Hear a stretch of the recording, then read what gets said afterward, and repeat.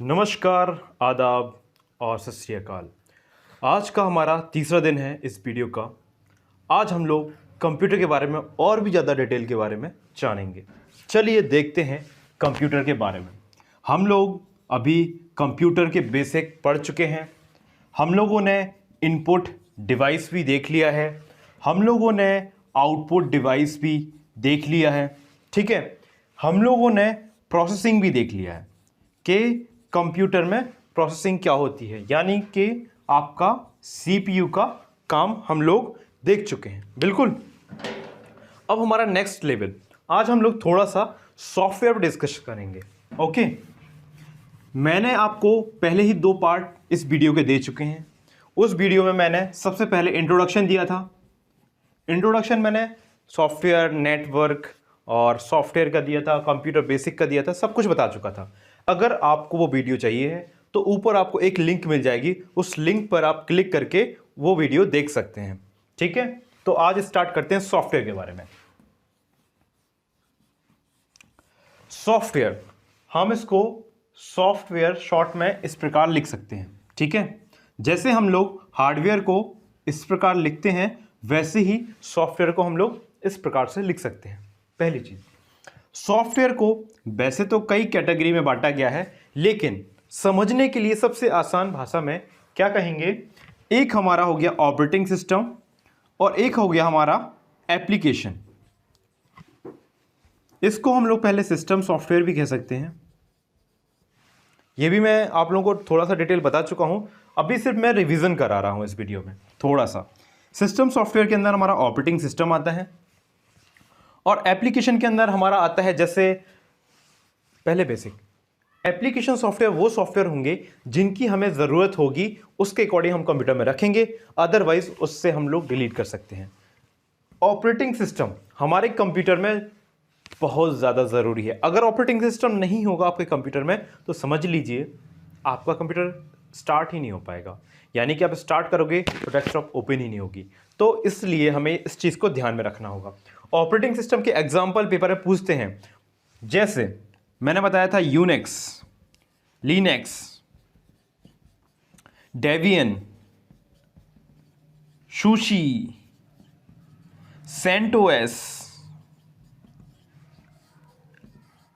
iOS, macOS। इस तरह से ये हमारे कुछ ऑपरेटिंग सिस्टम है। जैसे मोबाइल में भी होता है, एंड्रॉयड के वर्जन्स आते हैं, तो वैसे ही यहाँ पर एप्लीकेशन में आप लोग याद रख सकते हो, MS ऑफिस का जो पैकेज होता है, इसमें क्या क्या होता है आपके पास होता है एक्सेल होता है, वर्ड होता है, पावर पॉइंट होता है या PPT जिसको कहेंगे, एक्सेस होता है, आउटलुक होता है। अगर आपको अपनी फोटो जैसे आप बनवाने जाते हो, ठीक है, आप फोटो वाले दुकान पर जाते हो, कहते हो भाई साहब मेरी फ़ोटो निकाल दो, तो वो भाई साहब आपका कैमरे से ऐसा फ़ोटो निकाल लेंगे और कंप्यूटर में आपकी फ़ोटो को रखेंगे।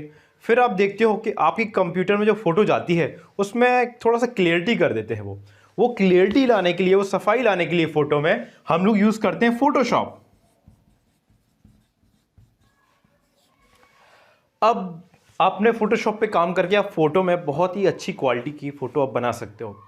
अब अगर आपको अपनी दुकान खोलनी है तो आप चाहते हो कि मैं यार फ्लैक्स बैनर बनवा लूँ, अगर आपकी शादी है तो आप चाहते हैं मैं शादी कार्ड बनवा लूँ, और अगर आपका बिजनेस ओपन होने वाला है तो आप चाहोगे कि मैं विजिटिंग कार्ड्स बनवा लूँ। तो ये सारी चीज़ें बनवाने के लिए हमारे पास होता है कोरल ड्रॉ नाम का सॉफ्टवेयर। वैसे ही आपका और भी सॉफ्टवेयर आते हैं, जैसे आपने सुना होगा एडोब पेज मेकर, ठीक है। तो ये हमारे एप्लीकेशन है। कोई भी मीडिया प्लेयर हो गया जिसमें आप लोग गाना, वीडियो वगैरह प्ले कर सकते हो। तो ये हो गया बेसिक, मैंने अभी करा दिया रिवीजन। अब जस्ट हम लोग इनको देख लेंगे, एक्सेल को, PPT को, वर्ड को, इनमें अंतर क्या है या ये ज़रूरी क्यों है। मैं इसको, आप चाहो तो इसका स्क्रीनशॉट ले सकते हो। ओके, मैं फाइनली अब थोड़ा सा और इनके बारे में डिटेल बताऊंगा, एमएस ऑफिस के बारे में, जो आपको जानना आपकी जीके के लिए भी अच्छा है और आपके लिए भी अच्छा है। आपने कोई ऑफिस खोला, ठीक है, चलिए पहले हम लोग थोड़ा सा स्टार्ट में डाल लेते हैं इसमें। अगर हम लोग बात करते हैं माइक्रोसॉफ्ट, माइक्रोसॉफ्ट सबसे पहले ये हमारी क्या है, एक कंपनी है। इस कंपनी ने स्टार्टिंग में सबसे पहले ऑपरेटिंग सिस्टम को बनाना स्टार्ट किया था, ठीक है। और ये कंपनी का जो हेडक्वार्टर है, इसका जो हेडक्वार्टर है वो यूएसए में है। अब यूएसए से मेरा क्वेश्चन है आपके लिए कि यूएसए के प्रेजेंट में यानी अभी राष्ट्रपति कौन है, क्या आप जानते हैं? जानते हो तो आप कमेंट में बता सकते हैं वीडियो को पुश करके, अदरवाइज आंसर मैं दे देता हूं। जो बाइडेन का नाम आपने सुना होगा। तो मुझे माइक्रोसॉफ्ट से क्या याद करना है, माइक्रोसॉफ्ट का हेडक्वार्टर अमेरिका में है। अमेरिका के जो राष्ट्रपति हैं वो जो बाइडेन है। अब यहां पे माइक्रोसॉफ्ट कंपनी का हेडक्वार्टर है। अब सबसे अच्छी बात मैं बताता हूं याद रखने के लिए कि यहीं पर अमेरिका में ही आपका एप्पल के आप मोबाइल देखे होंगे, कंप्यूटर देखे होंगे, फेसबुक का, इनका भी हेडक्वार्टर आपका कहां पर है, अमेरिका में ही है। इसीलिए अमेरिका के लिए क्वेश्चन आता है सिलिकॉन वैली जब आप उससे पूछेंगे कि वर्ल्ड में सिलिकॉन वैली कहां पर है, तो आप आंसर देंगे अमेरिका। और अगर आपसे पूछता है, यानी कि ये कैलिफोर्निया था वो आंसर था, अगर इंडिया में सिलिकॉन वैली किसे कहते थे, तो वो कहते हैं अपना बेंगलोर को, जो कि आपका कर्नाटक राज्य में है, कर्नाटक राज्य की राजधानी है, राइट। तो सिलिकॉन वैली इंडिया में बेंगलोर, यहां पे कैलिफोर्निया यूएस में। अब इसको सिलिकॉन वैली क्यों कहते हैं, क्या ये मालूम है? नहीं मालूम ना, क्योंकि यहां पे आईटी की जो कंपनियां हैं, यानी कंप्यूटर से संबंधित जो कंपनियां हैं वो बहुत ज़्यादा हैं, ठीक है, इसलिए इनको आईटी हब भी कहते हैं। अब इसके फादर कौन है माइक्रोसॉफ्ट के, वो थे आपके बिल गेट्स। 1975 में माइक्रोसॉफ्ट की कह सकते हो कि नींव डली थी या ये कंपनी बनी थी। अमेरिका से आपको इतने पॉइंट से याद हो गए। अमेरिका, अब थोड़ा सा वर्ल्ड में देख लेते हैं अमेरिका है कहाँ पर, क्योंकि कई बार जीके जीएस भी आपका इंपॉर्टेंट है उतना ही। तो जैसे मान लो हमारा एशिया यहाँ पर है, ठीक है, और यहाँ पर हमारा इंडिया है, ठीक है, और यहाँ पर यूरोप है, यहाँ पर अफ्रीका है, अगर हम वर्ल्ड मैप में देखते हैं तो, ठीक है, यहाँ पर है नॉर्थ अमेरिका और यहाँ पर है साउथ अमेरिका, नाम सुना ही होगा, उत्तरी अमेरिका, दक्षिणी अमेरिका। और यहाँ पर इस जगह पर क्या है, आपका अमेरिका है, यहाँ पर है अमेरिका। अमेरिका की राजधानी मालूम है आपको? नहीं मालूम। अमेरिका की राजधानी है वॉशिंगटन। अगर इसको थोड़ा सा आप जूम करते हो, मान लो कि मैंने ये मान लिया अमेरिका का ये नक्शा है, तो इस नक्शे में अगर देखते हैं तो अमेरिका की जो राजधानी वो वॉशिंगटन है, वो यहां पर है, यहां पर व्हाइट हाउस है, और यहां पर ही आपका आईएमएफ और वर्ल्ड बैंक का हेडक्वार्टर है। किसका है? आईएमएफ, इंटरनेशनल मॉनिटरी फंड या अंतर्राष्ट्रीय मुद्रा कोष, और वर्ल्ड बैंक। आपने वो मूवी देखी होगी सलमान खान की जिसमें वो कहता है ढिंक चिक्का। तो उस मूवी में एक क्वेश्चन पूछता है कि भाई आप लोग कहां से आए हो, वो कहता है कि मैं भाई वर्ल्ड बैंक से आया हूं।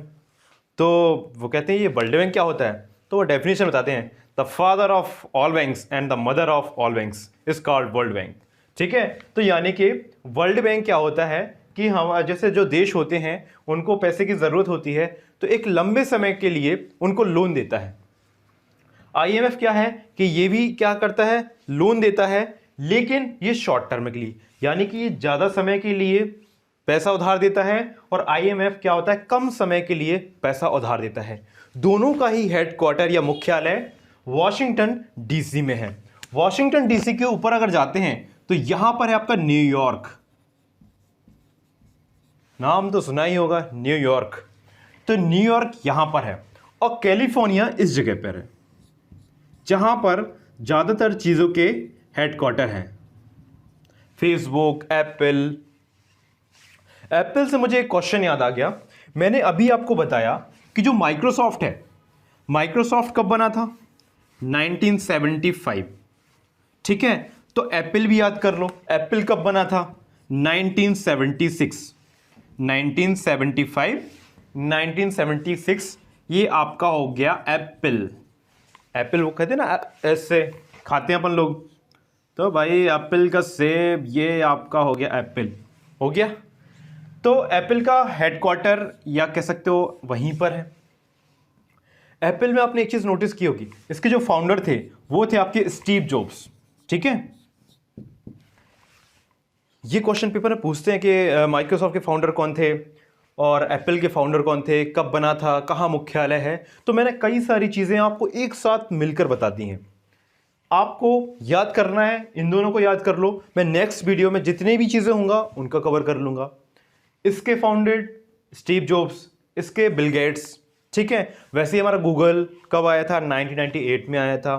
फेसबुक 2004 में आया था। वैसे ही याहू हो गया, इंस्टाग्राम हो गया, व्हाट्सएप हो गया। इन चीज़ों के हम लोग हेडक्वार्टर तो जनरली कैलिफोर्निया में है, और बाकी चीज़ों जिन्होंने बनाई हैं, फाउंडेड किया है, इनके नाम हम लोग जो नेक्स्ट वीडियोज़ आएंगी उनमें धीरे धीरे याद करते जाएंगे, क्योंकि एक साथ हमें नाम याद नहीं होने वाले।